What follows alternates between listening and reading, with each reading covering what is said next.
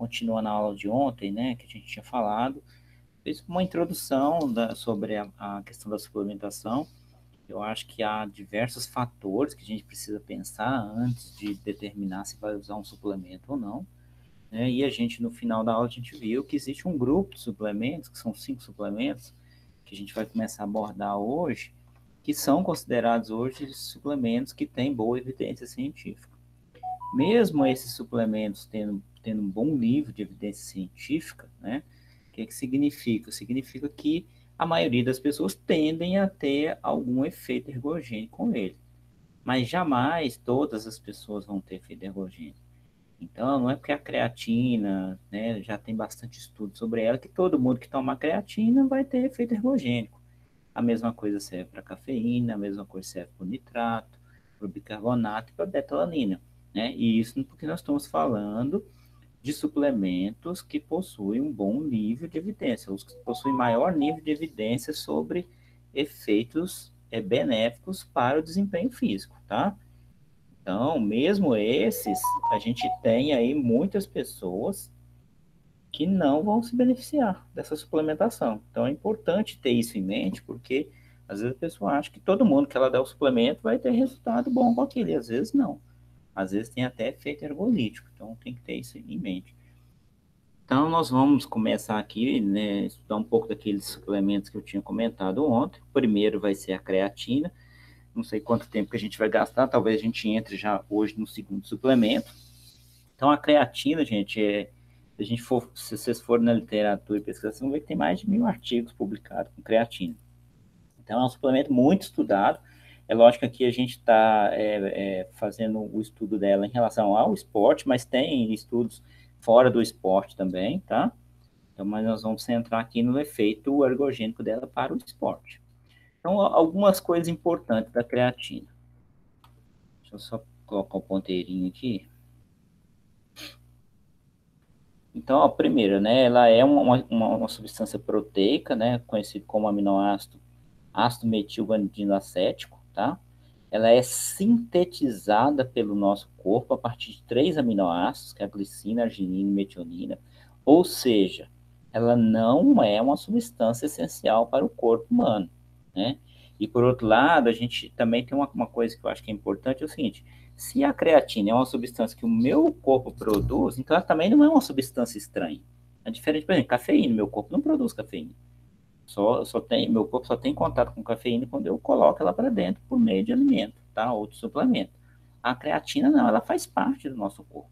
Ela é sintetizada. Se você for vegano, consumir zero creatina pela alimentação, o seu corpo vai produzir. Então, não é uma substância estranha. Isso, para mim, eu entendo que isso leva um pouco mais de segurança em relação ao uso da substância. Mas ela também não é uma substância essencial, tá? A necessidade dela é de aproximadamente cerca de 2 gramas por dia, e se estima aí na literatura que quem é onívoro, né, ingere em torno de 1 grama por meio da dieta e sintetiza cerca de 1 grama. Então, o que vem da dieta mais a síntese endógena supra a necessidade diária do sujeito, tá? E ela é um dos suplementos mais consumidos e mais utilizados no mundo. A creatina ela ganhou bastante fama no esporte a partir de 1992. Né? Teve uma Olimpíada de Barcelona e o vencedor dos 100 metros rasos, que foi o inglês Linford Christ, ele declarou o uso da creatina na época, e aí ela teve um boom ali em relação ao uso nos esportes. Tá? Ela é encontrada nos alimentos, então além de ela ser sintetizada pelo nosso corpo, a gente também consome creatina quando a gente come alimentos de origem animal, tá? Então peixes como arenque, carne de porco, salmão, bife são boas fontes. Aqui está na dose de 225 gramas, mas aqui é mais ou menos 6 gramas no arenque aqui por quilo, tá? E as carnes de bovina suína e bovina, que são mais comuns na nossa dieta, elas têm cerca de 5 gramas de creatina por quilo, tá? A carne de frango já é um pouco menos, então de 3,5, 3 a 3,5, tá? E no leite é muito pouco. Então, se a gente for pensar, será que dava para fazer uma suplementação de creatina usando alimento? Vocês acham que dá? Pensa nesse valor de 5 gramas por 1 quilo, tá? Não daria, né, gente? Porque a sujeito teria que consumir um volume de carne muito grande, tá? Então, quando a gente pensa em suplementar a creatina, a gente vai usar um produto industrializado mesmo, feito em laboratório. Eu falei para vocês que ela é uma substância produzida pelo nosso corpo. E essa síntese, ela ocorre em 2 etapas, tá? A primeira etapa ocorre predominantemente nos rins. Os rins, o fígado e o pâncreas são órgãos que produzem creatina, mas predominantemente ela ocorre nessa sequência aqui. A primeira reação ocorrendo nos rins, tá? Que é uma reação entre glicina e arginina, é catalisada aqui por uma enzima que chama glicina amidinotransferase, ou glicina aminotransferase, ela aparece com esses 2 nomes, tá? E aí a gente tem a formação de um composto intermediário chamado guanidina acetato. Então, esse guanidina acetato, ele vai ser liberado na corrente sanguínea, vai circular e vai ser captado pelo fígado. E aí, no fígado, esse guanidina acetato vai sofrer uma metilação a partir do aminoácido metionina. A metionina é convertida em S-adenosilmetionina e a S-adenosilmetionina fornece um grupo metil para o guanidina acetato e aí a gente tem a formação da creatina. A enzima que catalisa aqui é a guanidina acetato metiltransferase, tá? Então, em 2 etapas, eu tenho a formação da molécula de creatina, principalmente lá no fígado, tá? E aí essa molécula de creatina é liberada para a corrente sanguínea e vai circular. E quem que vai captar essa molécula? A maior parte dela, em torno de 95%, vai estar nos músculos. Olha que engraçado, né? O músculo não produz creatina, mas é o tecido onde mais tem creatina, né? E se o músculo é o tecido que mais tem creatina, a gente já pode, né, já deve imaginar, por um raciocínio lógico, que deve ser importante lá no músculo. Ela deve ter algum papel relevante lá no músculo e provavelmente em relação a processo de contração muscular, de movimento corporal, que é as funções principais aí do nosso tecido muscular, tá? Para que ela entre lá na célula muscular, tem um transportador de creatina na membrana que coloca a creatina para dentro.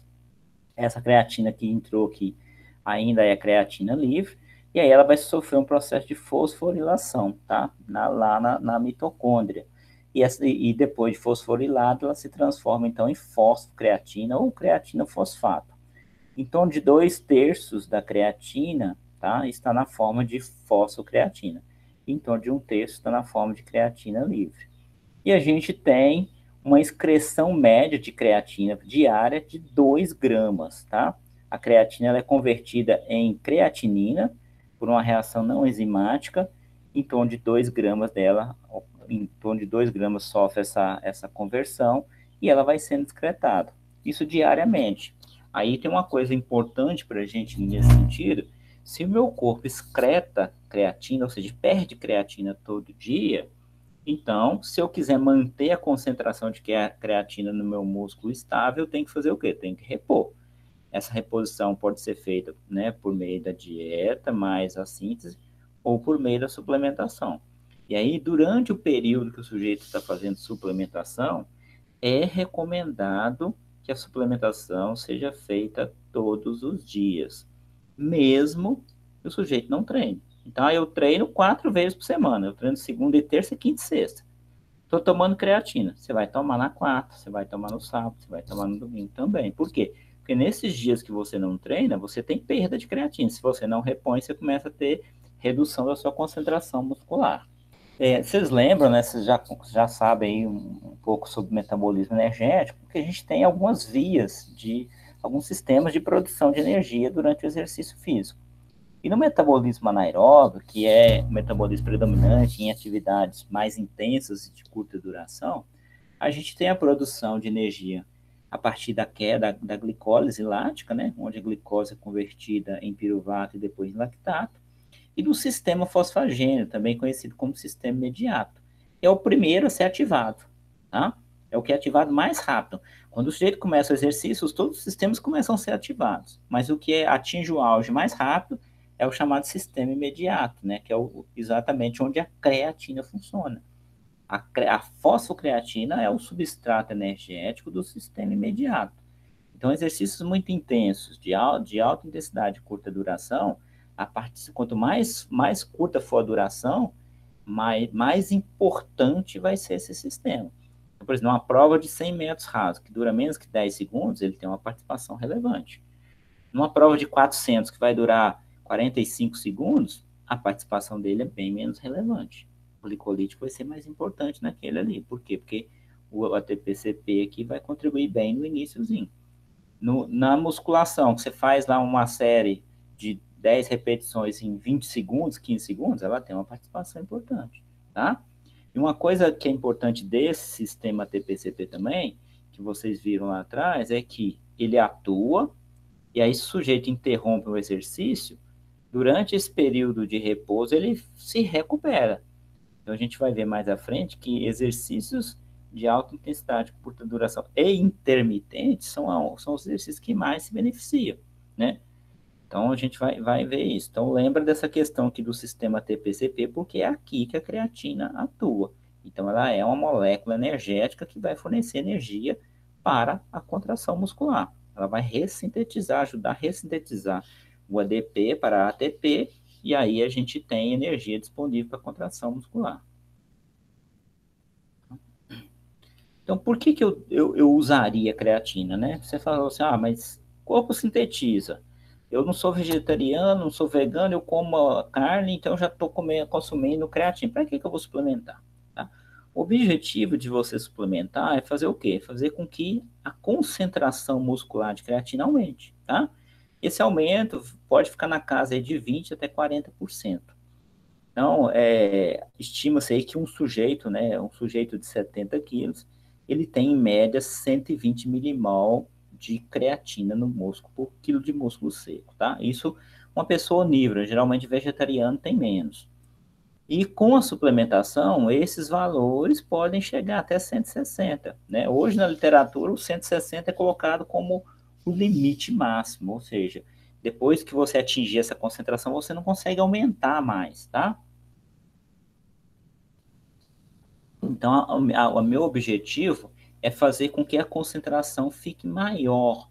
Porque se ela ficar maior, possivelmente eu vou conseguir, esse sistema TPCP meu vai ficar melhorado, eu vou ter condição de fornecer mais energia, e isso vai se traduzir em quê? Em aumento de força. Tá? Se eu tenho mais energia para contrair, eu posso gerar mais força, mais potência, e ter um desempenho melhor, e conseguir treinar mais forte, conseguir treinar mais pesado, tá?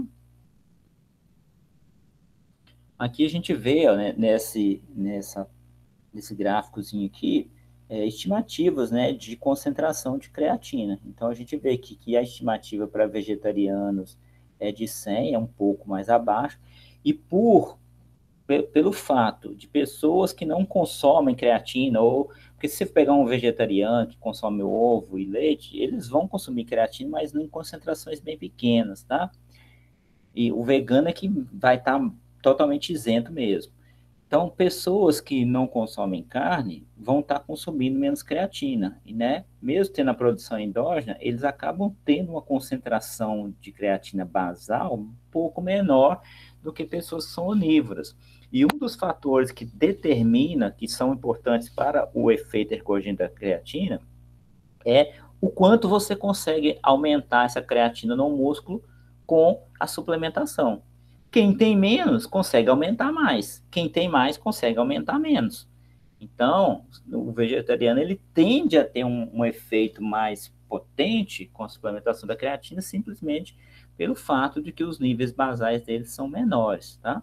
Aí a pessoa, né, normal, no sentido de ser onívoro, em torno de 120, com a carga de creatina aí pode chegar a 140, e com creatina, carga de creatina mais carboidrato também chegar a 155. Na verdade, independente de ser aqui com carboidrato ou não, se fizer a suplementação protocolo correto, a tendência é você chegar mais próximo possível dos valores lá de 160. A expectativa é essa. A gente não tem como saber. O único jeito de saber se a pessoa chegou no nível máximo de creatina é fazendo biópsia. Isso não é uma coisa prática para se fazer no dia a dia. Mas a gente especula que fazendo os protocolos que eu vou mostrar para vocês, a pessoa Conseguiria. E quando você encerra a suplementação, né, em 4 a 6 semanas, os níveis voltam para o basal. Então, o sujeito tinha 120, vamos supor que ele chegou a 160. Parou de suplementar, em mais ou menos 4 a 6 semanas, ele vai estar voltando para os 120 de novo, tá? Aqui tem um gráfico também que mostra, ó, né, o nível de creatina em diversas pessoas. Os mais clarinhos aqui são mulheres, tá? E observa que é muito variável, ó. Esses dois aqui tinham um nível basal menos que 120. E com a suplementação chegou aqui uns 140. Essa mulher aqui tinha menos que 120 e chegou aqui, sei lá, uns 150 mais ou menos. Agora essa daqui já tinha um nível alto, ó. Esse aqui já tinha um nível alto. Então existe também uma variação individual. E isso ajuda a explicar por que algumas pessoas tomam creatina e não sentem efeito nenhum. Pode ser que aquela pessoa já tenha um nível basal dela alto, tá? Por motivos genéticos mesmo. Às vezes ela consegue captar mais creatina ou produzir mais. Lembra que a gente quando pensa em ser humano, é um ser biológico, não é uma ciência exata. As pessoas têm individualidades mesmo. Então, pessoas vão responder melhor à suplementação, pessoas vão responder pior. E isso pode estar relacionado à concentração. Pessoas mais treinadas tendem a responder menos, porque o treinamento também ajuda a aumentar a concentração de creatina no músculo, tá?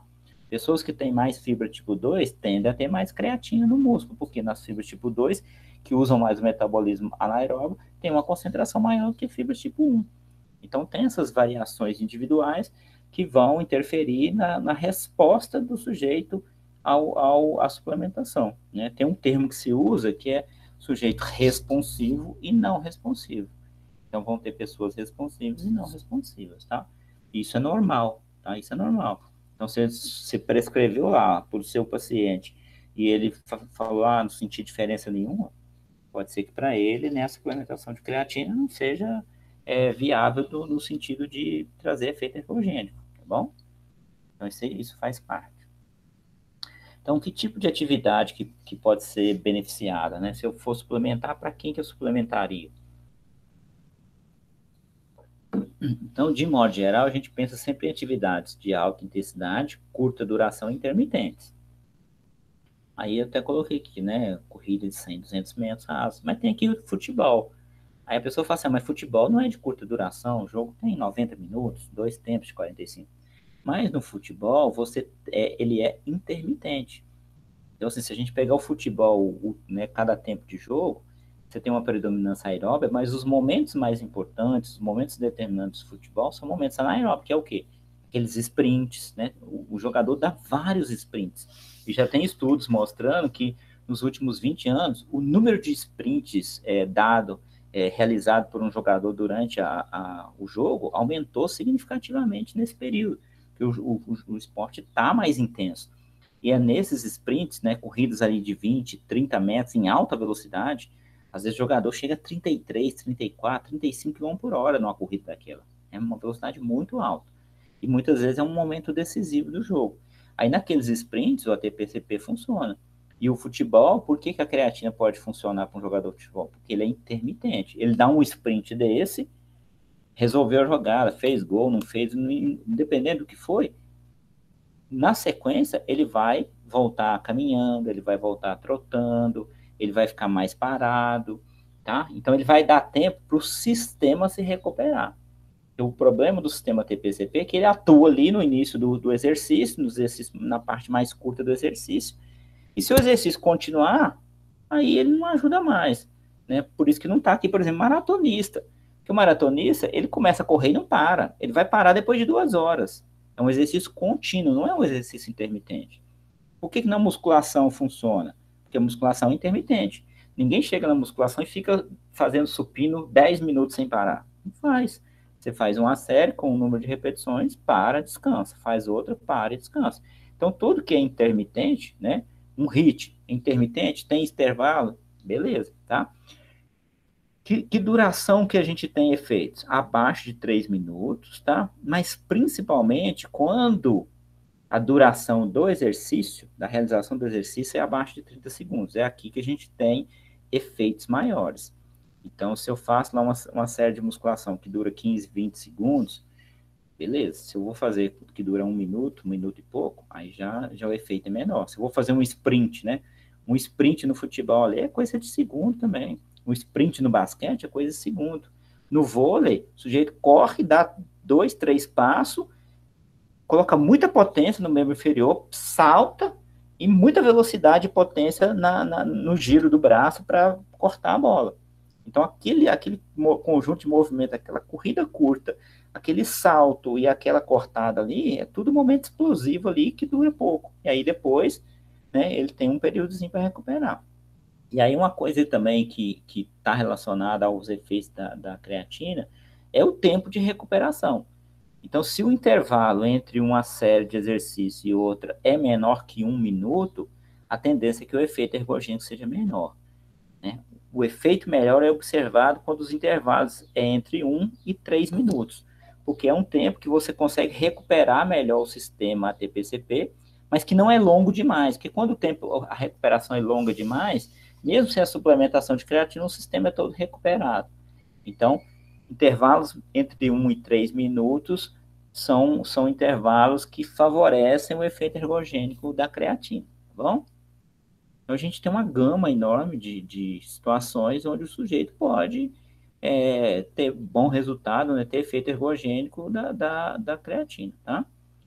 Então, como eu falei aqui para vocês, né, os resultados mais expressivos quando a gente tem um tempo de recuperação entre 1 e 2 minutos, tá bom? Quais são os efeitos, né?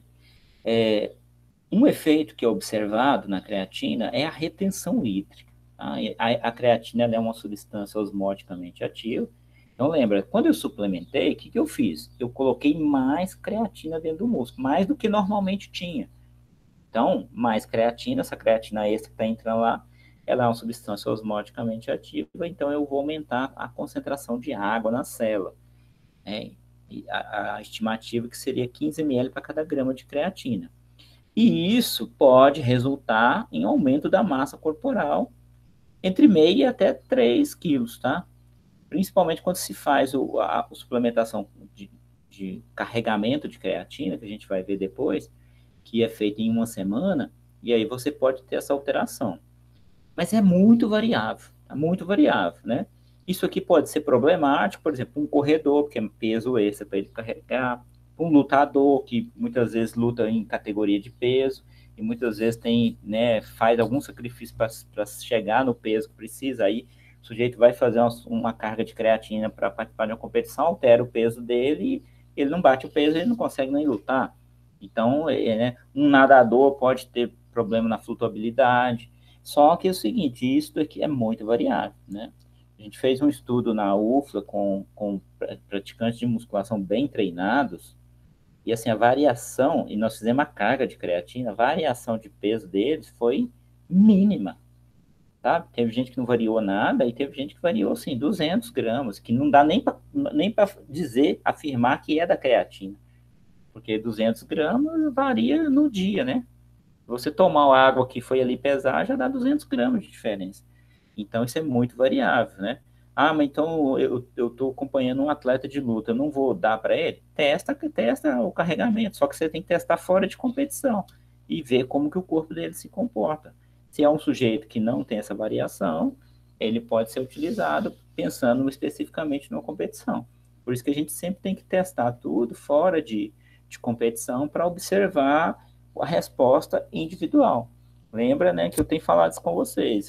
Existe um comportamento individual em relação à dieta, em relação aos suplementos. E a gente tem que, como nutricionista, encontrar qual é a melhor situação para aquele indivíduo. Se eu tenho um atleta que toda vez que toma creatina sobe 3 quilos, dependendo do que ele faz, não é possível usar para ele naquele momento, tá? Mas a gente só vai saber testando. O principal efeito dela aqui, ó, é exatamente isso aqui, ó, aumentar a disponibilidade de energia, ou seja, aumentar a taxa de regeneração de ATP. Ela pega o ADP e converte em ATP, tá? Aqui nessa reação a gente tem, ó, creatina, né, restaurando aqui o ATP, a fosfocreatina restaurando o ATP, ou seja, ela é uma molécula energética, ela vai fornecer energia para a contração muscular.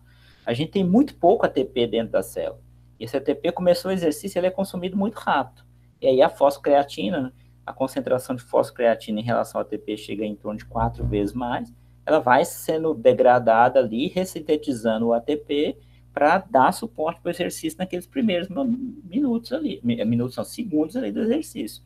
Mas ela também dura muito pouco. Então, se o sistema TPCP ele tem uma potência de produção de energia muito alta, mas a capacidade é muito baixa. Ele rapidamente ele se esgota.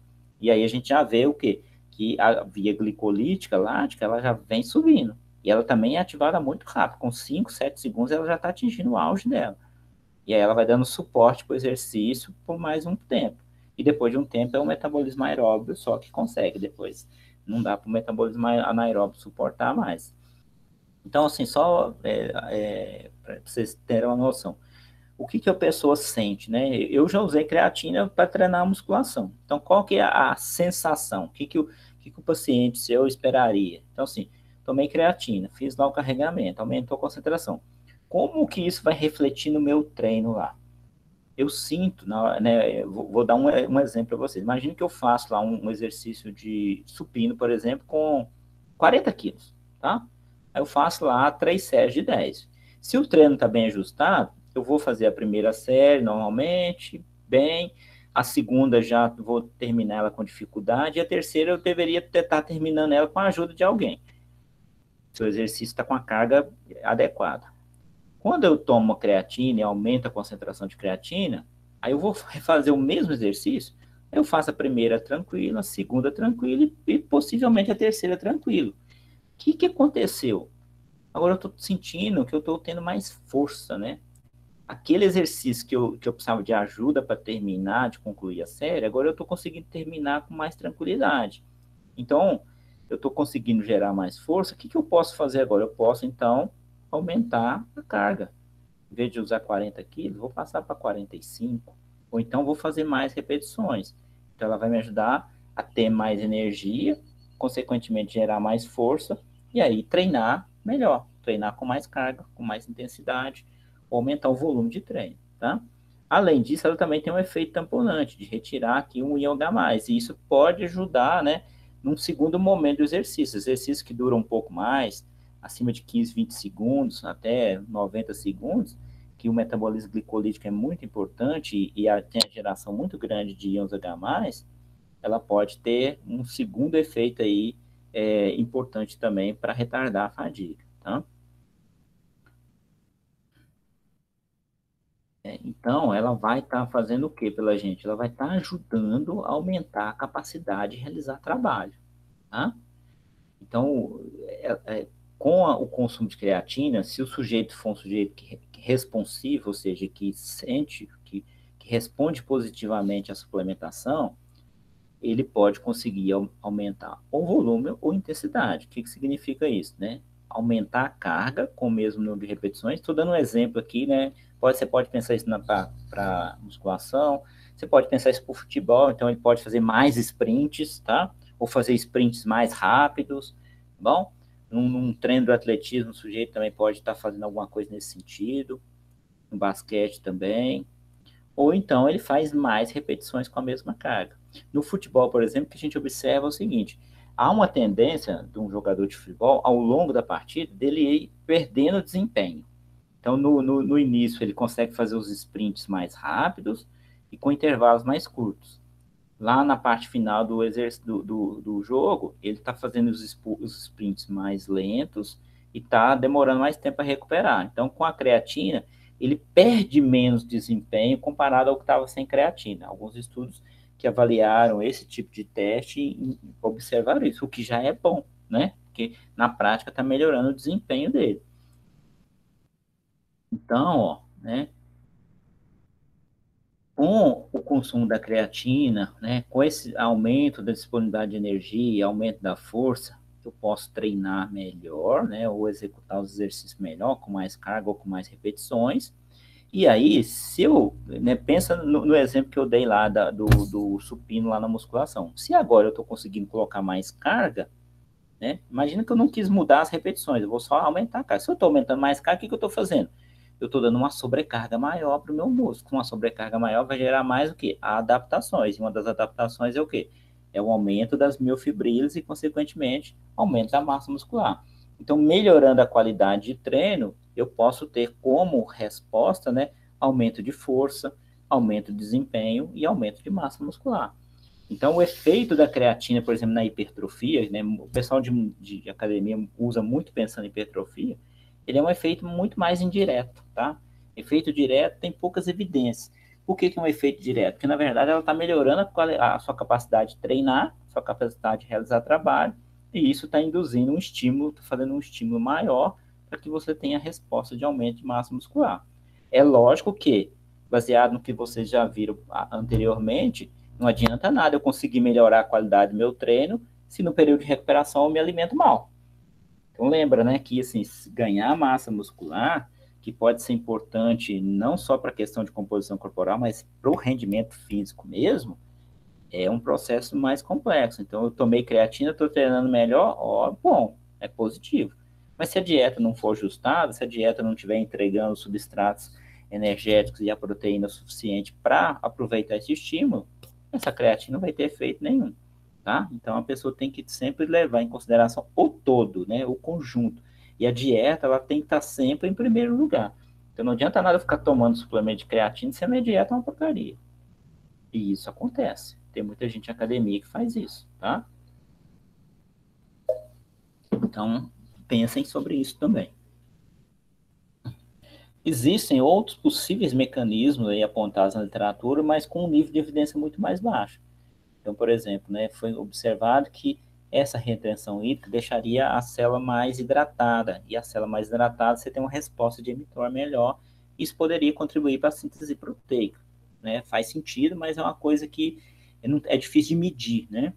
Além disso, há estudos mostrando aumento de expressões gênicas, tá, de proteínas envolvidas na síntese proteica quando o sujeito suplementa com creatina, por exemplo, aumento do IGF-1 muscular. E além disso, aumento na proliferação de células satélites, né, o músculo, você tem várias células satélites ali que se desenvolvem um pouco mais e formam novos núcleos, e aí você tem, né, mais núcleos tomando conta de uma célula, o que favorece o processo de síntese proteica também. Então, existem outros possíveis mecanismos, mas o que vocês podem ter certeza absoluta, né, que a creatina ajuda para o processo de ganho de massa muscular, é melhorar a qualidade de treino. Tá? Então, o sujeito tomou, não está conseguindo levantar mais carga, não está conseguindo fazer mais sprints, nem nada, o benefício para ele vai ser praticamente nulo. Tá? Beleza, então eu sei que tipo de esporte, que tipo de exercício que pode se beneficiar da suplementação da creatina, sei que ela é sintetizada no meu corpo, sei que se eu quiser efeitos por meio de aumentar a creatina, eu vou ter que fazer a suplementação, porque via alimentação não vai ser possível. Sei que ela atua no sistema TPCP, fornece mais energia, disponibiliza mais energia para o meu músculo contrair, né, e nos exercícios de alta intensidade e curta duração, e que tem intervalos, principalmente entre 1 e 2 minutos, para recuperar o sistema, ela pode ajudar a contribuir bem. E aí eu decidi que eu vou fazer uma prescrição, eu vou usar a creatina. Tá, aí eu tenho que decidir qual que é o protocolo de suplementação que eu vou utilizar, né? Quanto que eu vou dar de creatina e como é que eu vou prescrever isso para o paciente. Então, a gente tem na literatura 2 protocolos clássicos, tá? Não foge disso. E aí o meu conselho é o seguinte, segue isso, não inventa protocolo. Porque se você inventa protocolo, você está fugindo daquilo que a ciência está mostrando. E aí pode ser bom e pode ser ruim também, porque a gente não sabe, né? A gente tem informação sobre aquilo que tem sido testado. Então, eu sempre prefiro trabalhar com aquilo que já foi, de preferência, testado mais exaustivamente. Então, a gente tem um protocolo de carga e manutenção, tá? Que é o protocolo onde você faz o carregamento da creatina e depois passa para uma dose mais baixa, né? Qual que é a intenção desse protocolo? É você pegar num período curto e saturar seu músculo, ou seja, chegar no nível máximo de creatina lá. Nesse sentido, é recomendado um consumo de 20 a 30 gramas de creatina por dia, tá? Num período de 5 a 7 dias. Se você quiser ser mais específico, você pode fazer por quilo de peso. Então, você pode dar 0,3 gramas de creatina por quilo de peso. Porque assim, ó, uma pessoa de 80 gramas, uma pessoa de 80 quilos é diferente de uma pessoa de 50 quilos, né? Ou uma pessoa de 80 quilos que tem 30% de gordura é diferente de uma pessoa de 80 quilos que tem 10% de gordura. Então, fazendo por quilo de peso fica mais específico para aquela pessoa. E aí um detalhe importante é que, como é uma dose mais elevada, você deve dividir ela ao longo do dia, né? A recomendação é sempre em 4 doses. Mas, não é possível, faz no mínimo em 3. 2 já fica pouco, tá? Então, em 4 doses. Aí você pode, eu aconselho sempre colocar após as refeições. Então, põe após o jejum, põe após o almoço, põe após o pré-treino, põe após o pós-treino ou após o jantar, porque aí, normalmente, essas refeições vão ter uma carga de carboidrato e induzem o aumento da insulina, e a insulina contribui para aumentar a captação muscular de creatina, tá? E aí, feito isso, feito o carregamento, né? Aí é só 5 a 7 dias. Depois disso, eu passo para uma dose de administração, uma dose de manutenção, de 3 a 5 gramas ou 0,03 gramas por quilo por dia, tá? A maioria dos estudos, o período de suplementação é entre 4 e 12 semanas, tá? Mas eu posso fazer uma suplementação mais longa. Mas lá na frente, quando eu for falar de efeito adverso, a gente conversa um pouco mais sobre questão de tempo, tá? O ideal, assim, você tem um período, você está fazendo um trabalho para hipertrofia, vou colocar a creatina ali, suplemento durante um tempo. Mas tem pessoas que usam mais longo prazo, tá? O que eu posso dizer para vocês já de início é o seguinte, entre 2 e 4 meses, a gente tem muito estudo que testou, né, nesse período. Acima de 4 meses, o número de estudos vai só diminuindo. Mas tem estudos falando de uso de creatina até de 5 e 10 anos, tá? Mas muito pouco, tá? Então, vou fazer a suplementação, lembrando que o sujeito tem que consumir todos os dias, independente de estar treinando ou não.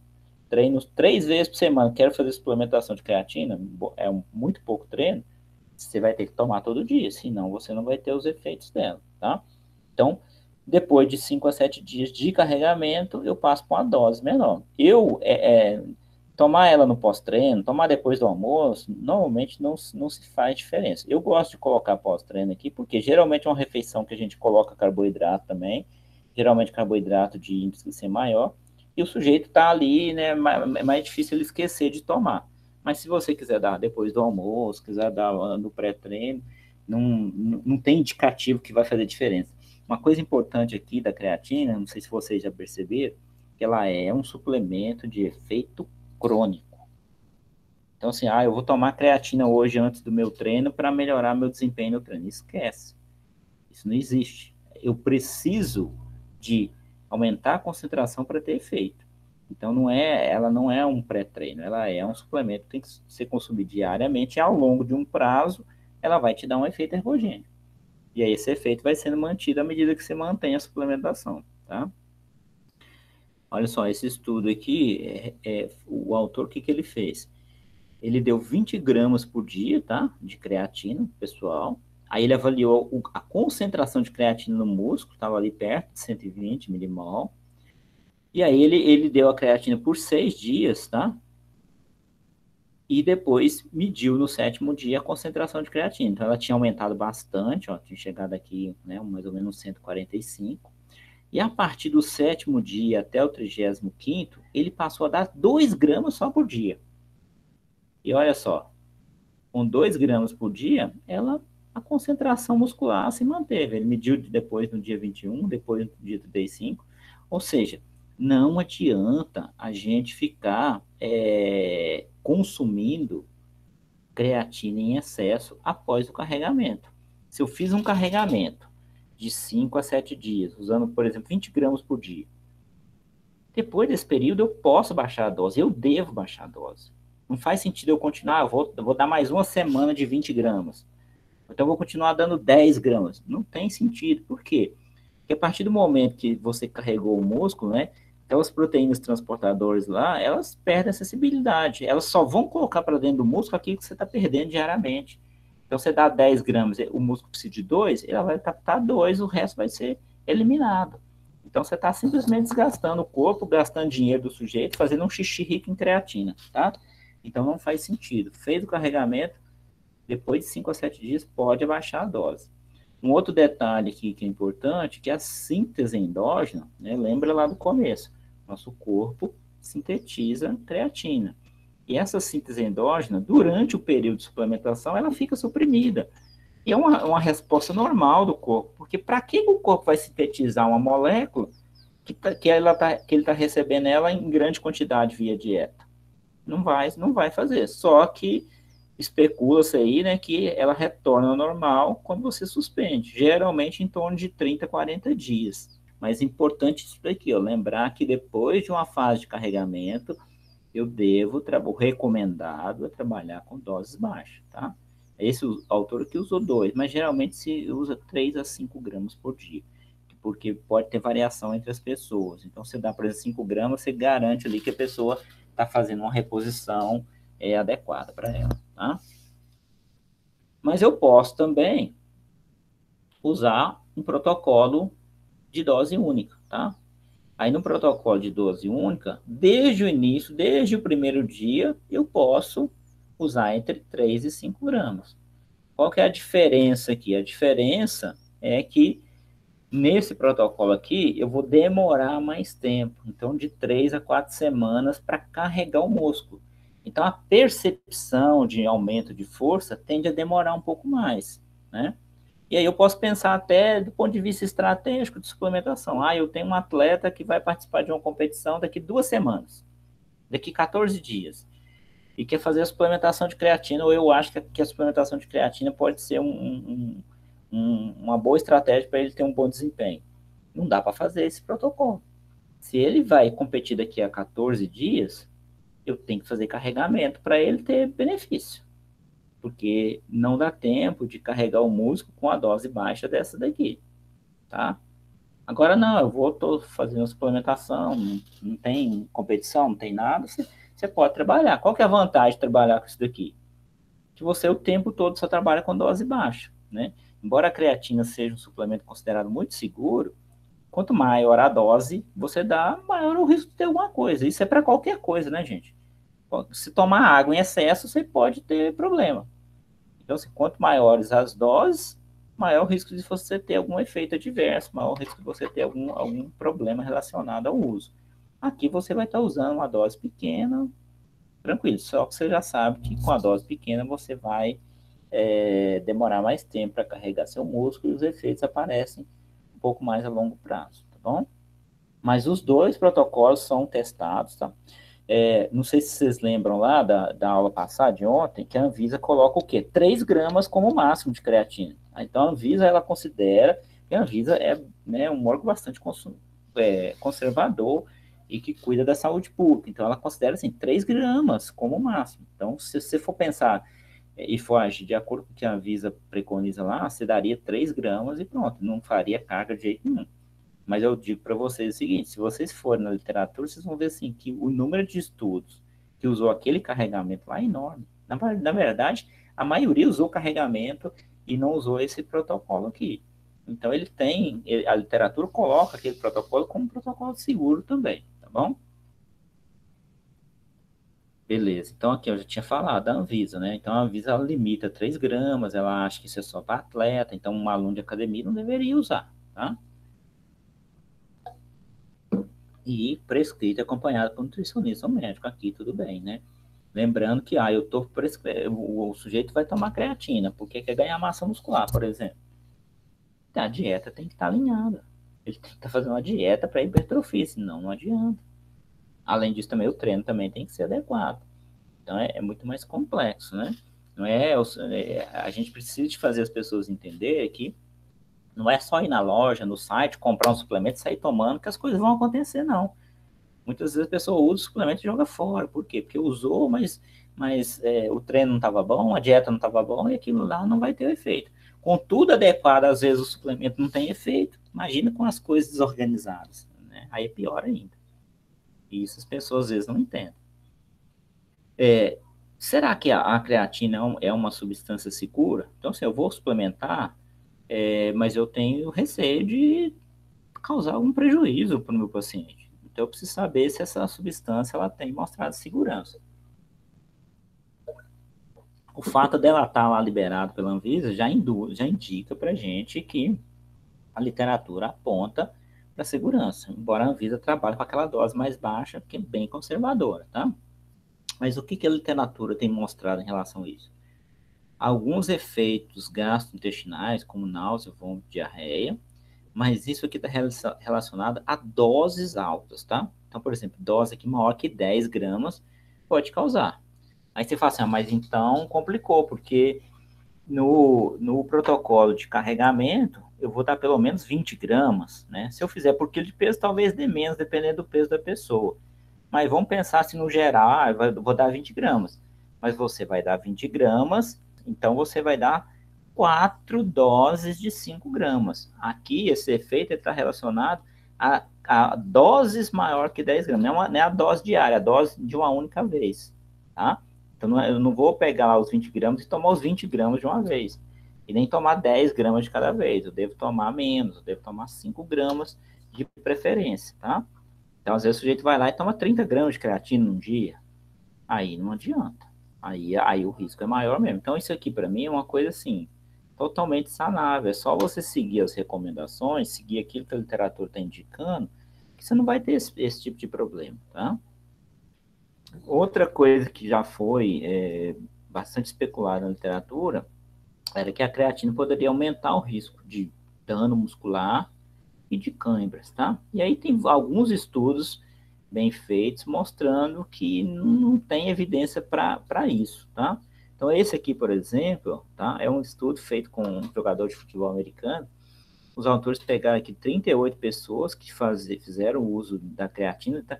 Eles sabiam, não era um estudo com placebo, não, tá? Então, eles já tomavam e sabiam que ia tomar, então era aberto. E eles tomaram 0,3 gramas de creatina por quilo na fase de carregamento, isso foi feito por 5 dias, e depois eles passaram a tomar 0,03 gramas por quilo por mais 115 dias, ou seja, 120 dias no total, que dá aproximadamente 4 meses de suplementação. E aí tinha um outro grupo que não tomava creatina, que foi o grupo controle. E ao longo desses 4 meses, eles avaliaram a ocorrência de cãibra e de diversos tipos de lesões. E aí, na conclusão dele, ele fala que a incidência de cãibra e de danos musculares, né, de lesões, foi significativamente menor ou proporcional para os usuários de creatina comparado aos não usuários. Então, ele observou que para alguns tipos de lesão, a incidência foi até menor no grupo que tomava creatina. Então, mostrando que provavelmente ela não tem relação nenhuma com isso, tá?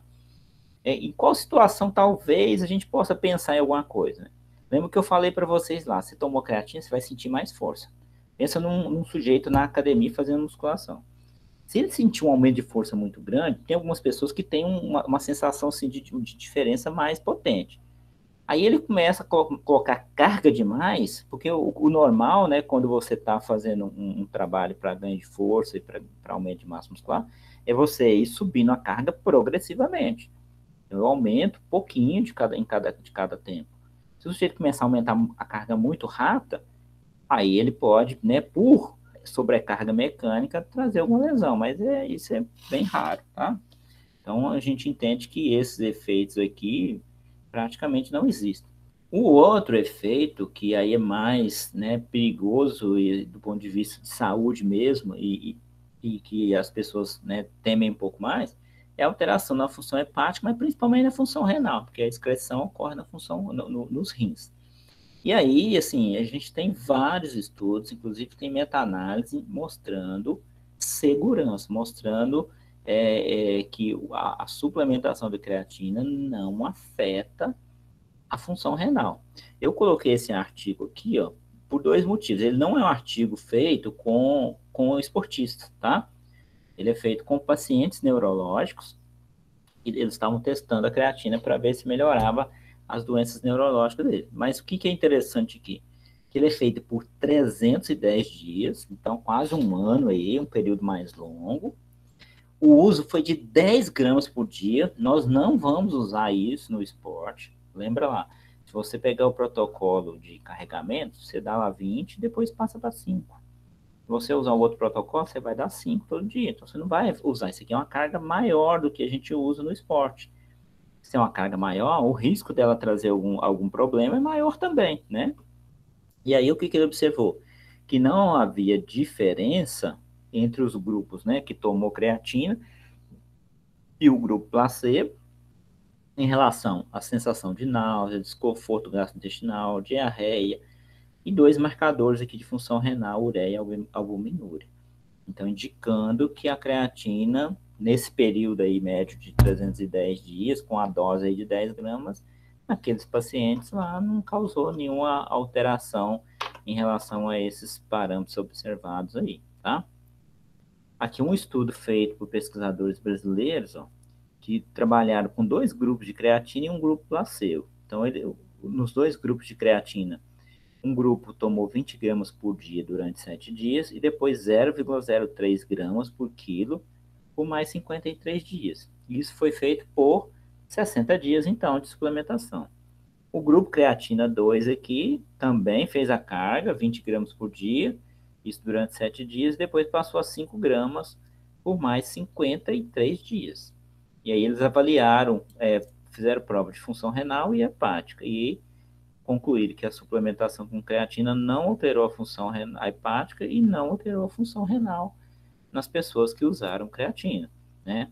Aqui um período mais curto, mas os protocolos que a gente viu lá que estão disponíveis.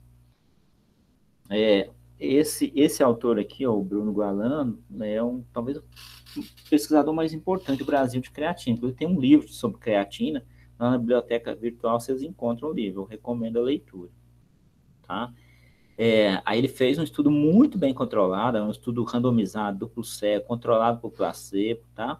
Aí os participantes foram alocados, né, randomicamente no grupo creatina ou no grupo placebo.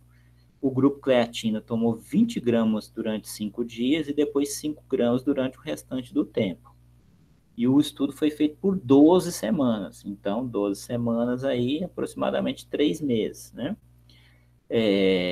Aí ele fala que todos os participantes estavam engajados em treinamento resistido e consumiam dieta rica em proteína, que era maior que 1,2 gramas por quilo de peso por dia, tá?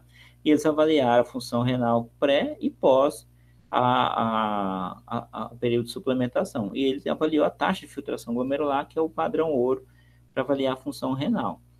E aí, ó, o que eles observam? Nenhuma alteração entre pré e pós, né, em relação à função renal. E aí ele coloca 3 meses de suplementação de creatina não teve efeito deletério sobre a função renal em praticantes de exercício resistido consumindo dieta rica em proteína. Então, isso bem controladinho. Eu acho, deixa eu ver se eu coloquei o outro aqui deles. Eu coloquei o outro. Esse mesmo grupo avaliou, fez um outro estudo muito parecido com aquele ali, tá? Em termos de características, de dosagem e tudo mais. Só que, olha só, esse estudo aqui era feito com paciente diabético, gente. Então, um grupo de sujeitos com doença. E não sei se, né, vocês sabem, mas o diabetes é uma doença importante, é um fator de risco importantíssimo para a doença renal crônica. Diabetes e hipertensão são os dois fatores mais relevantes para a doença renal crônica. Então, pegou um paciente que já tinha um potencial para desenvolver essa doença, né? E avaliou, fez a suplementação e observou que a suplementação de creatina foi na mesma dose daquele anterior, o desenho foi igual, tá? Não prejudicou a função renal desses pacientes aqui que estavam submetidos ao treinamento, tá? Então, aí ele fala que está abrindo uma janela de oportunidade para explorar efeitos promissores da creatina em pessoas com doença, tá? E idosos também. Então, num grupo de pessoas doentes, né, que tinha uma doença que tem uma relevância, principalmente quando a gente pensa na função renal, mostrando também segurança, né? O risco é zero? Eu não considero risco zero para nada em saúde. O sujeito pode ir na farmácia, comprar um comprimido lá que não precisa de receita, tomar e ter um choque anafilático e morrer. É raro, mas pode acontecer. Então, risco zero não existe para nada, gente, tá?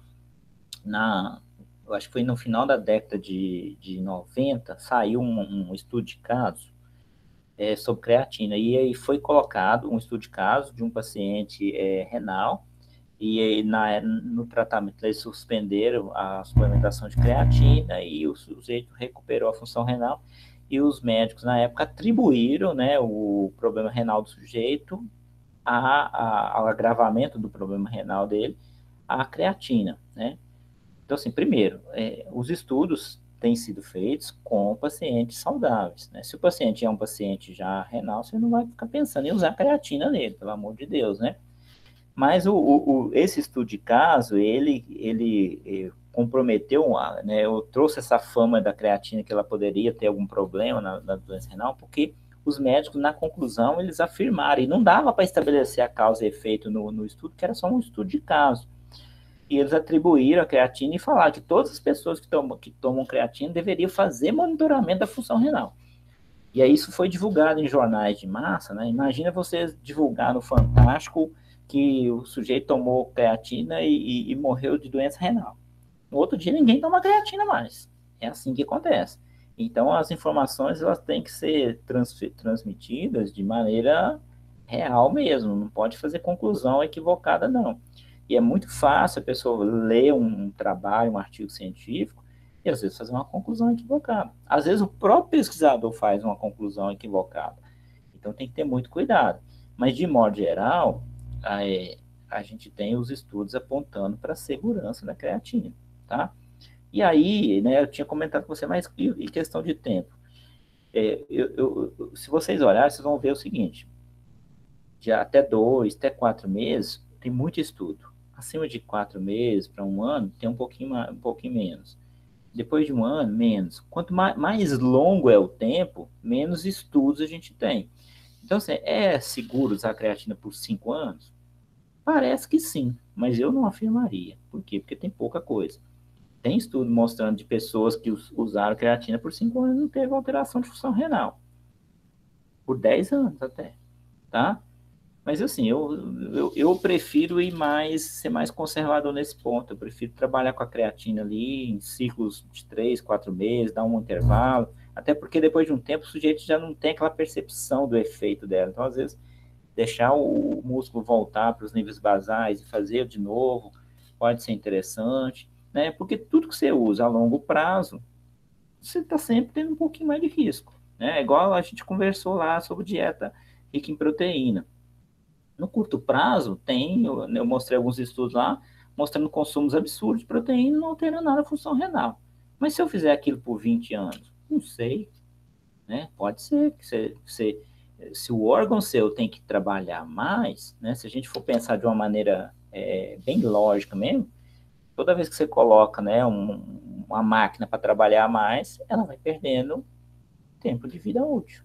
Quando você faz ela trabalhar em excesso. Normalmente ela não pode trabalhar pouco e nem demais. Você pegar um carro, deixar ele parado 6 meses na garagem, na hora que você for ligar, não vai nem ligar.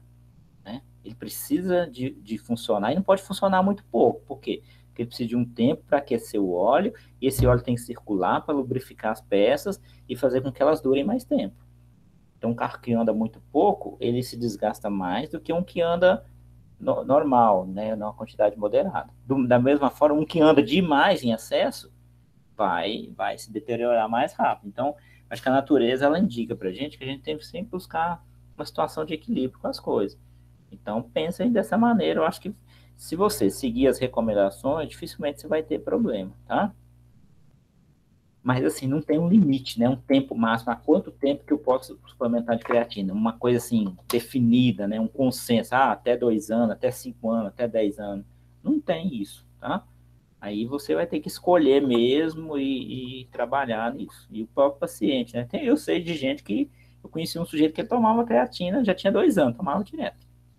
Era até um nutricionista, entendeu? Mas era uma coisa pessoal dele. Eu, para prescrever para um paciente, eu trabalharia com ciclos mesmo, fazendo aí a cada 3, 4 meses, tá? Fazer alguma coisa nesse sentido aí.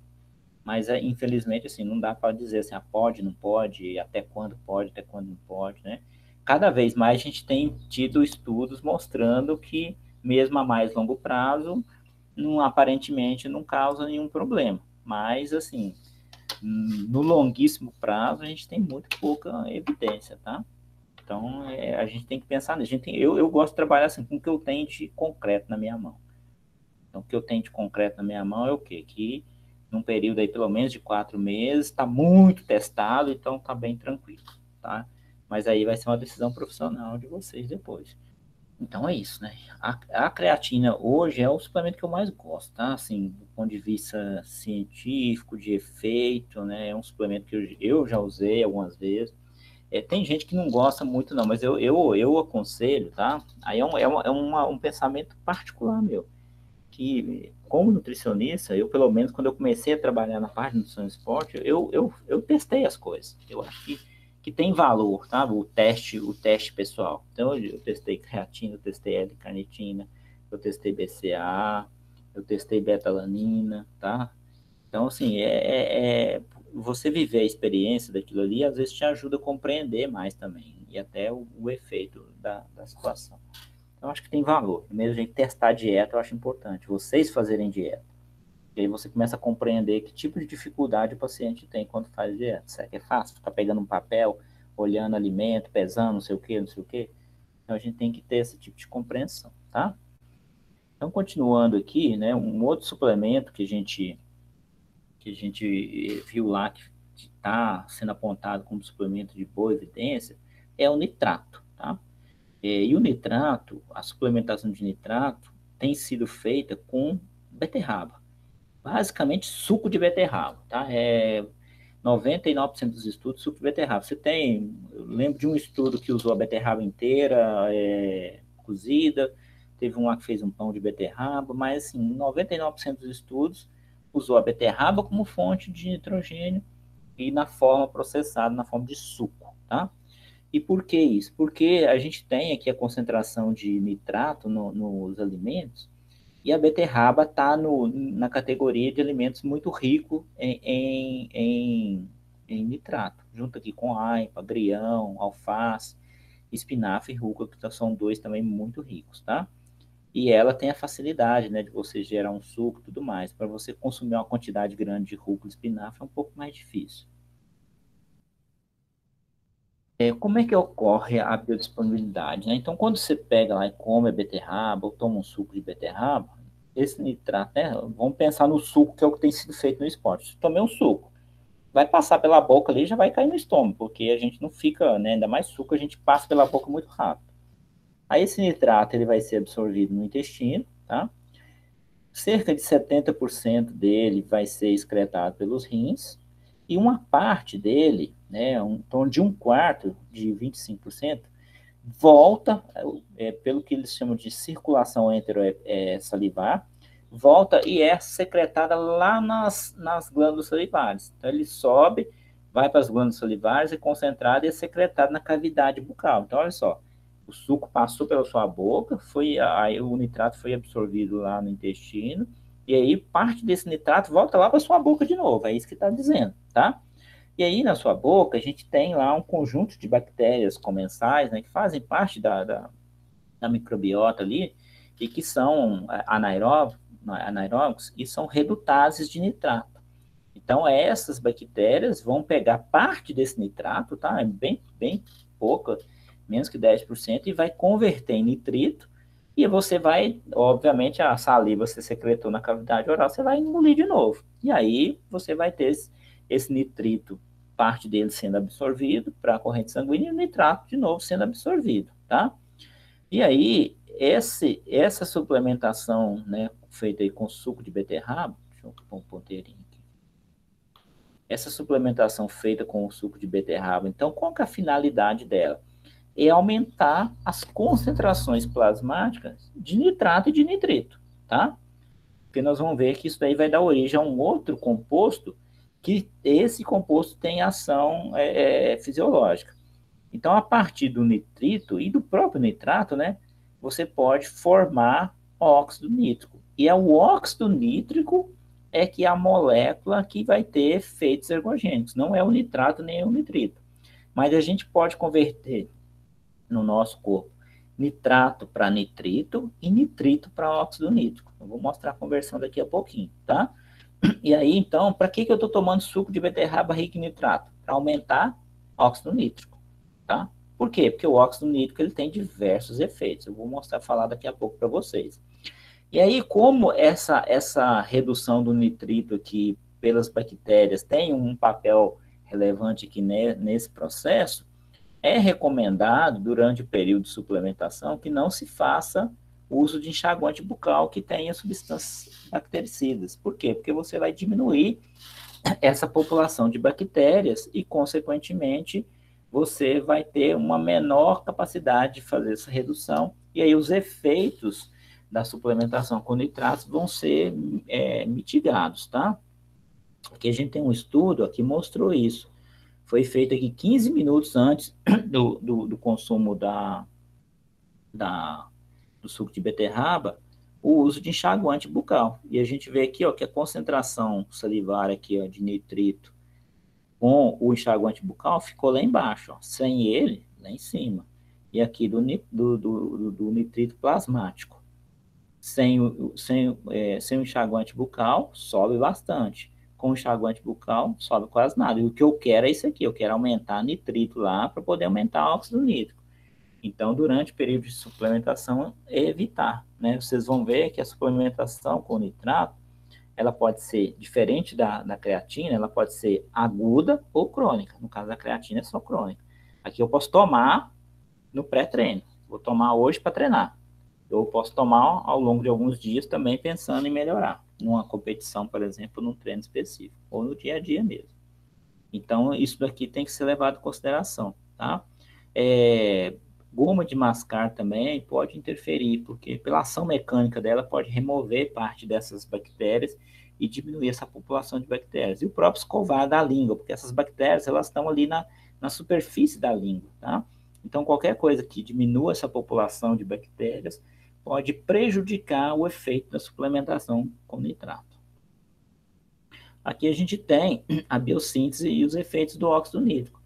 Então, o óxido nítrico ele pode ser produzido a partir da arginina e até da citrulina também, por um enzima chamado óxido nítrico sintetase, tá? Mas ele tem uma outra via de produção, que é a via que está relacionada à suplementação com nitrato, que é essa via aqui, ó, que é uma via onde você tem algumas enzimas, como xantina-oxidase, que fazem essa conversão, e você pode reduzir nitrato a nitrito e nitrito a óxido nítrico. E essa via aqui, ela ocorre de uma maneira um pouco mais potente quando você está com menos oxigênio disponível, situações de hipóxia, como ocorre no exercício físico, tá? E aí, aumentando a concentração de óxido nítrico, o que eu tenho? Alguns efeitos importantes. Então, por exemplo, efeito vasodilatador. Efeito vasodilatador significa que vai aumentar o fluxo sanguíneo. Se você aumenta a vasodilatação lá no seu músculo, vai chegar mais sangue. Chegando mais sangue, chega mais nutriente, por exemplo, carboidrato, chega mais oxigênio, tá? Então favorece. Aí você tem também efeitos sobre a angiogênese, então aumentando os vasos sanguíneos. Então, no longo prazo pode ser interessante. Na respiração mitocondrial, ele diminui o custo de oxigênio lá, então você consegue fazer com que a produção de energia fique mais efetiva. Tem efeito também na biogênese mitocondrial, então estimulando o aumento da produção de mitocôndrias, tá? Na captação de glicose, na liberação de cálcio aqui no retículo sarcoplasmático. E tem poucos estudos mostrando algum efeito na redução da degradação da fosfocreatina, o que pode ser um fator que explique que alguns estudos mostraram efeitos positivos no exercício resistido, como na musculação, tá?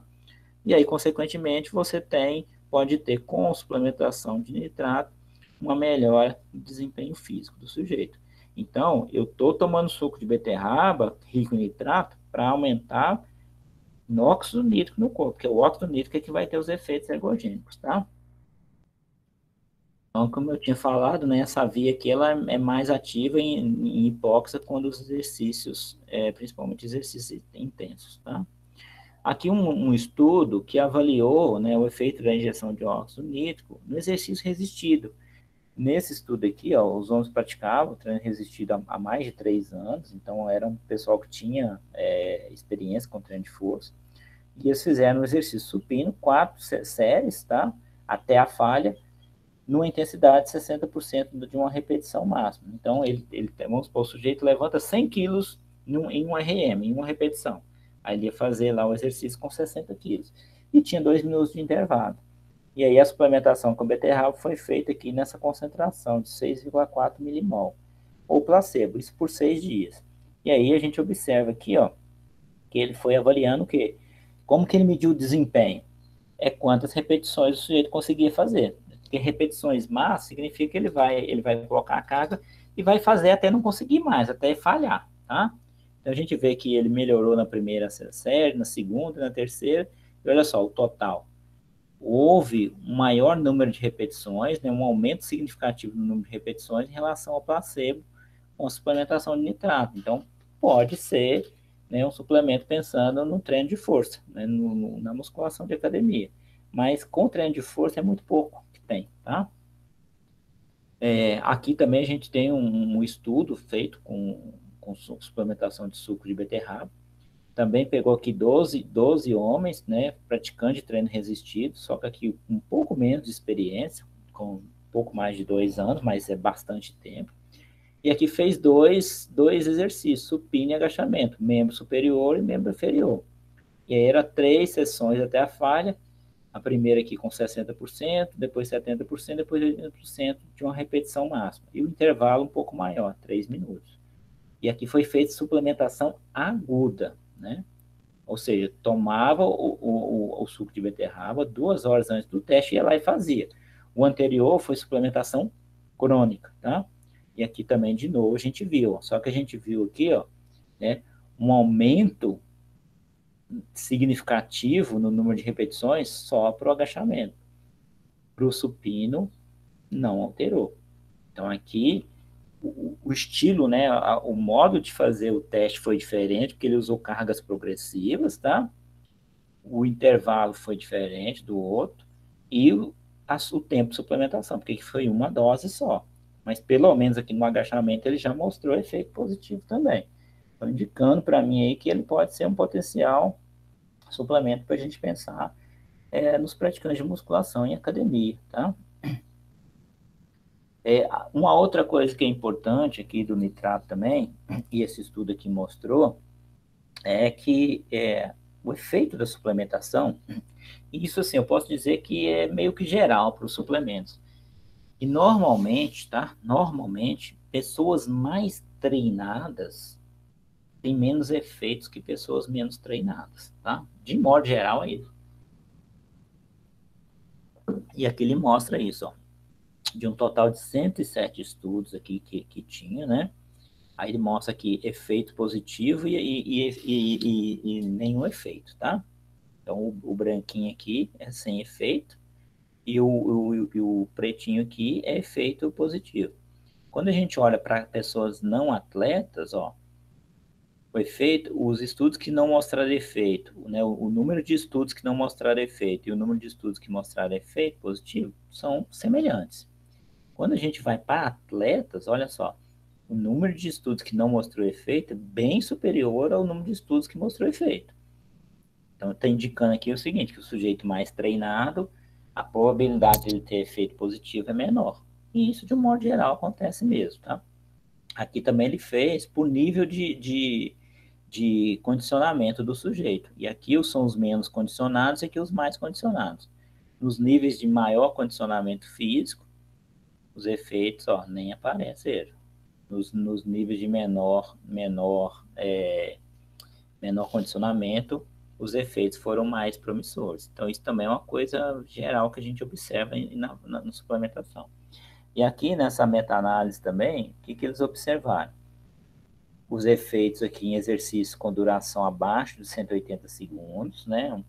3 minutos, e acima de 3 minutos, mostrando que acima de 3 minutos, ó, lembra que esse tipo de gráfico aqui, ele é assim, se ele está para a esquerda, é mostrando que o nitrato não teve efeito. Para a direita, é mostrando que o nitrato teve efeito. E esse diamantezinho que sempre é colocado no final é a média. Então, olha só, a média de aumento de efeito, né, foi bem pequena para exercício com menos de 180 segundos. Encaixaria, por exemplo, a musculação que a gente viu naqueles estudos lá. Então, a expectativa para um efeito na musculação seria menor se a gente observar isso aqui. Mas ele pode acontecer. Em exercícios mais longos, acima de 180 segundos, a gente já vê uma predominância maior de efeitos positivos em todos os estudos, e também, né, uma distância aqui da média aqui em relação ao neutro maior, indicando um efeito um pouco mais promissor, tá? Aí ele coloca lá, né, que a suplementação de nitrato melhora o desempenho físico em não atletas, particularmente, né, melhorando a performance, assim, usando em testes de mais longa duração, que ele está considerando aqui acima de 180 segundos, tá? Então, um pouco mais longo, provavelmente eu vou ter efeito melhor, e menos treinados, provavelmente eu vou ter feito melhor também, tá? Uma coisa que eu acho que é muito importante, quando vocês pensarem também em suplementação, eu já tenho falado para vocês, que é a questão da resposta individual.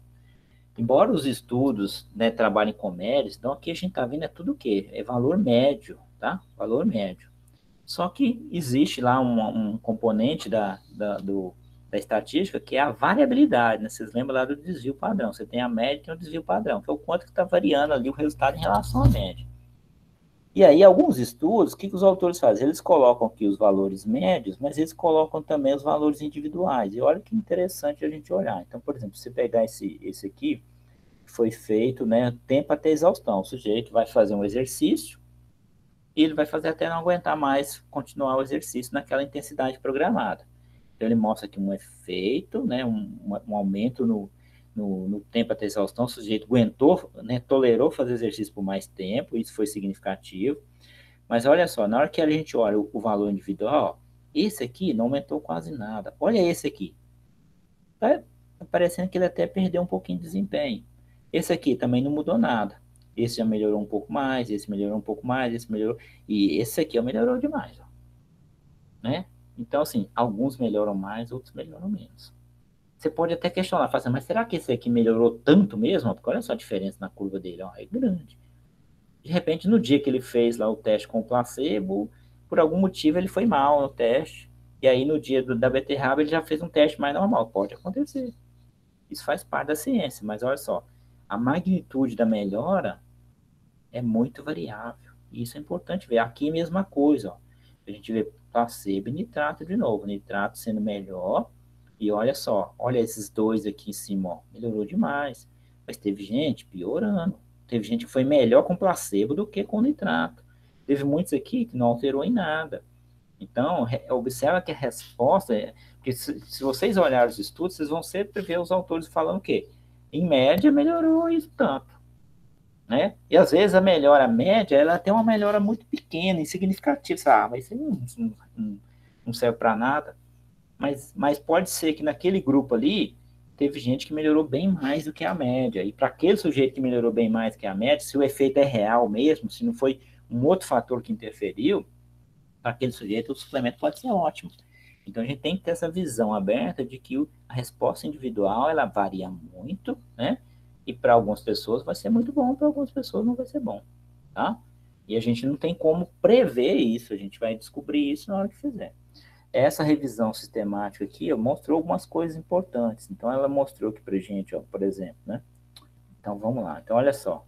Aqui a gente tem, primeiro, né, um conjunto enorme, foram 80 estudos aqui, tá? Mostrando, alguns mostrando efeito negativo, muitos mostrando um efeito bem pequeno e alguns mostrando os efeitos mais relevantes. No geral, a gente tem efeito positivo aqui para o nitrato, tá? E aí, outra coisa que eles mostraram aqui, ó, a média, né, geral, e aqui por sexo, mostrando efeito positivo para homem, não mostrando efeito positivo para mulher. Mas o número de estudos com mulher é muito pequeno, então é difícil fazer uma análise, né, correta. Então você não pode falar assim, então não vou dar nitrato para mulher, não, vou dar suco de beterraba para mulher que não serve para nada. Não dá para falar dessa maneira. A gente precisa de um conjunto maior de estudos para ter isso bem consolidado, tá? Aqui a gente tem em relação à capacidade aeróbia do sujeito. Então, pessoas que têm um VO2 de pico aqui menor que 50, são menos treinadas, né, até 54,9, mostrando efeito maior. Aí, o que ele mostra aqui? Ó, pessoas muito treinadas, né, por exemplo, você pega um maratonista de elite, provavelmente ele vai cair nessa categoria aqui. Não, está mostrando efeito. Então, indo na direção daquilo que eu falei anteriormente, menos treinado tende a ter efeitos maiores, mais treinados tende a ter efeitos menores, tá? Aqui embaixo a gente vê que ele mostra tanto na situação de normox ou hipóxia que ele pode. Então, dá para a gente a intenção de que a ideia de que exercícios mais intensos e menos intensos também podem se beneficiar da suplementação de nitrato, tá? Aqui ele está mostrando aqui, né, o tempo, tá? Então, se a gente pegar aqui os gráficos, ó, até 999 segundos, eu fiz a conta que dá mais ou menos 16 minutos, né? Abaixo de 15 minutos, para a gente arredondar um pouco mais, os efeitos são mais potentes. Exercícios mais longos, acima de 15 minutos, ó, os efeitos aparentemente são menos potentes. E aqui a gente tem até um conjunto grande de estudos, ó, 29, né? Aqui em diversos tipos de exercício. Então, no ciclismo tem mostrado, extensão de joelho não, aqui no remo não, mas o número de estudos é pequeno, na corrida bastante. A maior parte dos estudos, gente, foi feito no ciclismo e corrida, tá? Então, esses dois esportes é onde a gente tem mais estudos. Aqui, ó, né, exercícios feitos com pressão de mão, de força, o número de estudos é muito baixo. Olha só, teve aqui, mas muito baixo, então é mais difícil de ter certeza. E aqui nesse último gráfico aqui, ó, né, a gente vê aqui, ó, em relação à dose. Se vocês pegarem aquele documento lá do Comitê Olímpico Internacional, que inclusive, né, é o documento que eu embasei lá no começo, que definiu lá que esses 5 suplementos que a gente está vendo aqui são os que têm maior nível de evidência científica, ele fala entre 5 e 9 milimol de nitrato, tá? Para ter efeito ergogênico. Pelo menos 5 milimol, tá? E, então, aqui a gente vê que o autor indica até que concentrações maiores podem ser benéficas também. Mas lá ele coloca, por quê? Porque de 5 a 9 é onde está a maior parte dos estudos. Então, aqui, ó, ele mostra aqui que abaixo de 5 não tem efeito. Então, se eu for pensar em suplementação, eu tenho que pensar em pelo menos 5 milimol. 5 milimol são 310 miligramas de nitrato, tá? Entre 5 e 9 tem efeito. Deixa eu botar o ponteirinho de novo. Entre 5 e 9 tem efeito, entre 10 e 15 tem efeito, entre 15 e 19 e maior que 20 também mostrando efeito, tá?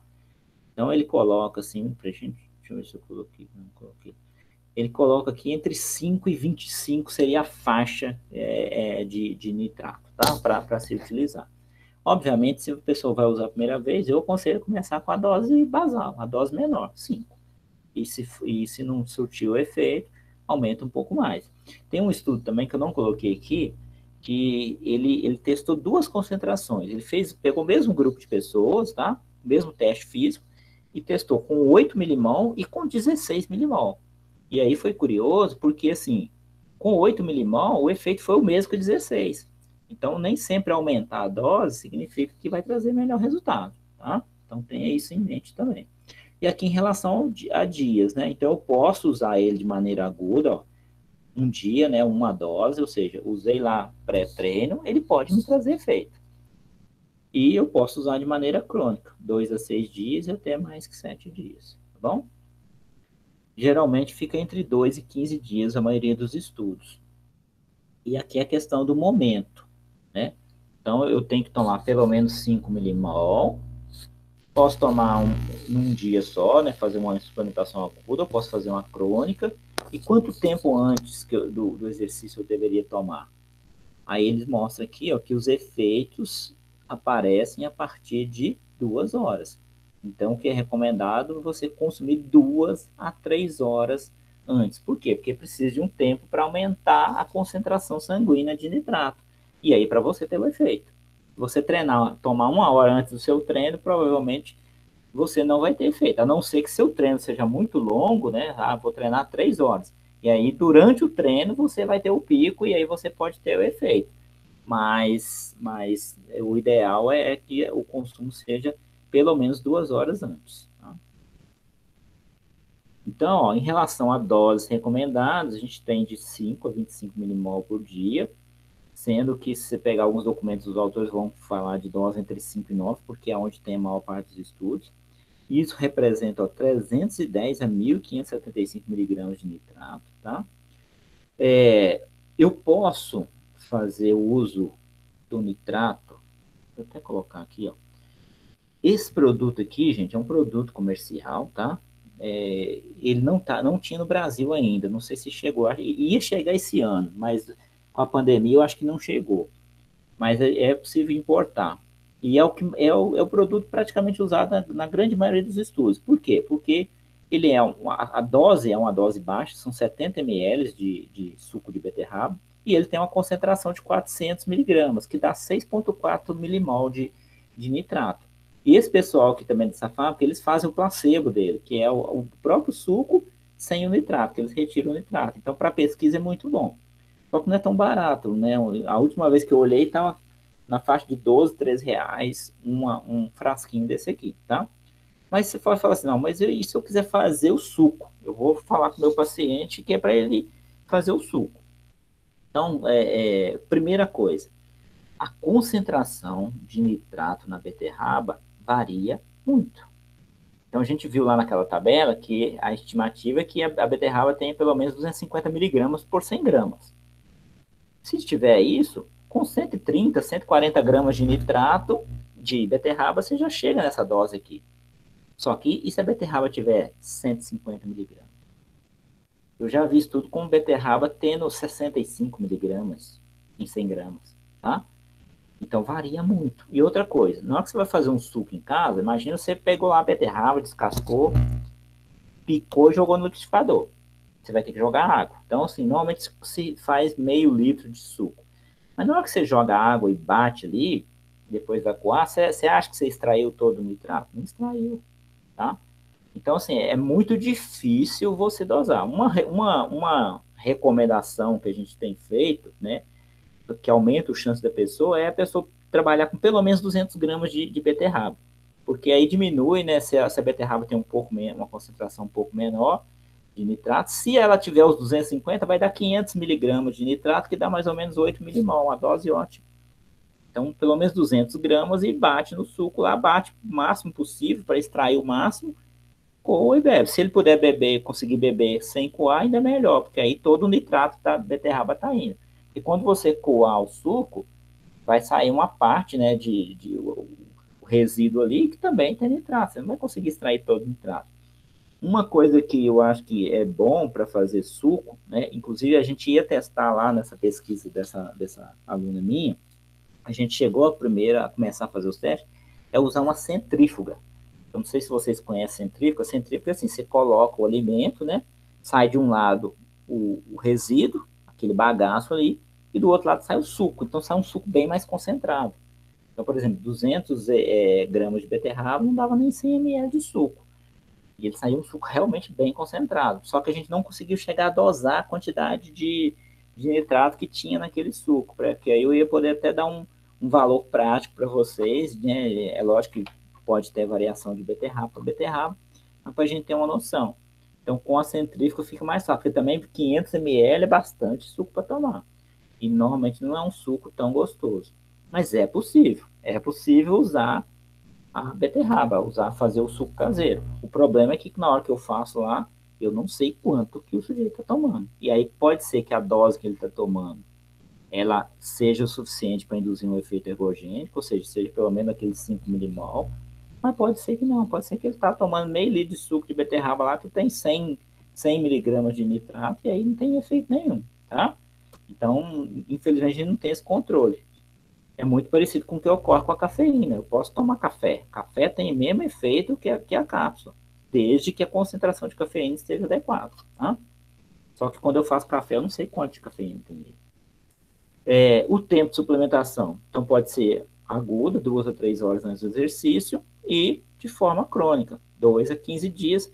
Né? Eu coloquei 15 dias porque é o tempo quase que máximo, e pode ser que tenha algum estudo aí com um tempo maior, mas mais de 90% dos estudos estão nessa faixa aqui, tá? Não tem suplementação de 30 dias, 2 meses, não, tá? E tipo de exercício. Exercícios intensos, né, com menos que 15 minutos, Acima de 15 minutos você pode ter efeito, mas o efeito tende a ser menor. Por exemplo, né, uma corrida de 1.500 metros, 3 quilômetros, 5 quilômetros, 10 quilômetros. É lógico que tudo isso aqui depende do condicionamento do sujeito, né? Um atleta de elite faz 10 quilômetros em menos de 30 minutos.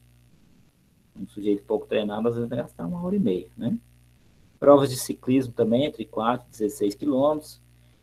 O efeito tem sido maior em testes até exaustão. O que é um teste de exaustão? Ele está medindo a tolerância ao exercício, não exatamente performance. Porque não existe competição que ganha quem consegue ficar fazendo exercício por mais tempo. Pode até ter uma outra aí, mas nos esportes olímpicos e tudo não tem isso. Ganha quem cumpre ali em menor tempo, por exemplo. Então, nos testes de performance, os efeitos têm sido menores. Mas se você melhora a qualidade de treino, melhora a tolerância ao treino, isso pode refletir em adaptações positivas que melhoram o desempenho do sujeito, tá? Aí no exercício resistido também, né, nós vimos 2 estudos ali mostrando que pode ter algum potencial, e exercícios de alta intensidade intervalados também. Então você tem bastante aplicabilidade para ele aqui. O que eu gosto mais do nitrato, e é um suplemento que hoje me interessa, eu quero tentar desenvolver uma linha de pesquisa sobre ele no nosso mestrado aqui, é que é o que está mais próximo de alimento mesmo, né? E eu acredito que seja possível a gente, né, chegar em alguma coisa de uma suplementação caseira mesmo, tá? E tem muito pouco. Se vocês entrarem né, na internet, vocês vão ver que tem muito suco de beterraba. E aí, você tem que olhar a concentração de nitrato. Tem um estudo que foi feito, aí o autor pegou assim, um monte, tudo que ele achou de suco de beterraba que estava disponível no comércio. E eu não lembro exatamente não, mas foi mais de 20 tipos de suco. Só 5 tinha na dose uma concentração mínima de 5 milimol. Ou seja, muitos que estavam lá não iam, se o sujeito tomasse a dose recomendada, não ia ter um efeito ergogênico. Então tem suco de beterraba bem concentrado e bem menos concentrado. Tá? Então tem que olhar isso. Tem uns que é bom para usar como placebo, porque a concentração é bem baixa, então não tem efeito ergogênico. Tá? Tá. Então, só para fechar aqui, então, né, uma outra informação que eu não coloquei aqui, tem uma pesquisa também que avaliou, assim, se você fizesse um suco, quanto tempo que ele perderia, né, o nitrato dele. E na geladeira, mais ou menos em 4 graus Celsius, em até 4 dias não houve perda nenhuma. Então, daria até para a pessoa fazer um suco, congelar ou manter lá na geladeira por pelo menos uns 4 dias que ele poderia estar tomando sem ter prejuízo, tá? Agora, depois de 4 dias, começa a ter uma perda progressiva. Bom, só mais uma informação que pode ser utilizada aí se a gente for fazer uma suplementação caseira. Tá? Eu espero que a gente evolua para conseguir chegar em alguma coisa de uma suplementação caseira mesmo. Né? Vamos ver o que a gente encontra aí para frente, tá? Um abraço, muito obrigado aí pela participação de